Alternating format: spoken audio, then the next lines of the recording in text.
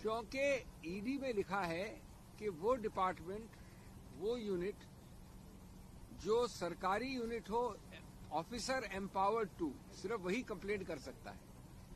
अब national Herald में विचित्रता ये है कि किसी ईडी, किसी पुलिस, किसी एफआईआर में रजिस्टर नहीं हुआ था। सिर्फ सुब्रमण्यम स्वामी जी कोर्ट गए थे, उन्होंने एक प्राइवेट कंप्लेंट की थी। उस प्राइवेट कंप्लेंट के आधार पर केस शुरू हुआ और कुछ समय बाद स्वयं प्राइवेट कंप्लेंट को अपने आप खुद जाके हाई कोर्ट स्टे करवा दिया, यानी अपनी कंप्लेंट को स्टे करवा दिया। तो ये मूल बात समझने की आपके दर्शकों को कि कंप्लेंट एक सिर्फ प्राइवेट थी, सरकारी कोई कंप्लेंट थी नहीं कभी नेशनल हेराल्ड में। और वो कंप्लेंट भी सुब्रमण्यम स्वामी ने स्टे करवा रखी थी। तो मैंने दलील ये की थी करीब 4 महीने पहले कि जब कोई सरकारी कंप्लेंट नहीं है तो ईडी आ ही नहीं सकती,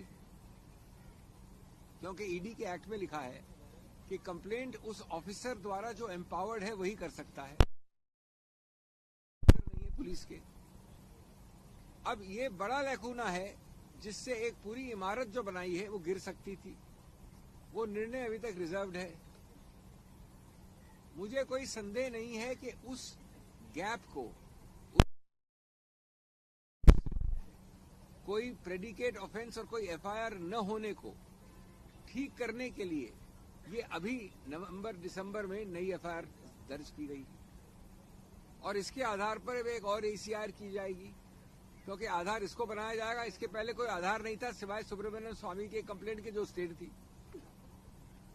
तो आप समझ रहे हैं कि जल्दबाजी में द्वेष की भावना से काम करने से कितनी महामूर्खताएं होती हैं, कितनी मजाकें होती हैं और किस प्रकार से नुकसान होता है। इसलिए मैं कहूंगा कि इसको आपको देखना चाहिए सही परिप्रेक्ष्य में। बीजेपी की राजनीति है विपक्ष को थकाओ, झूठ को सजाओ और एजेंसियों को नचाओ। बीजेपी का नया नारा है, न सबूत न तर्क, सिर्फ टारगेट।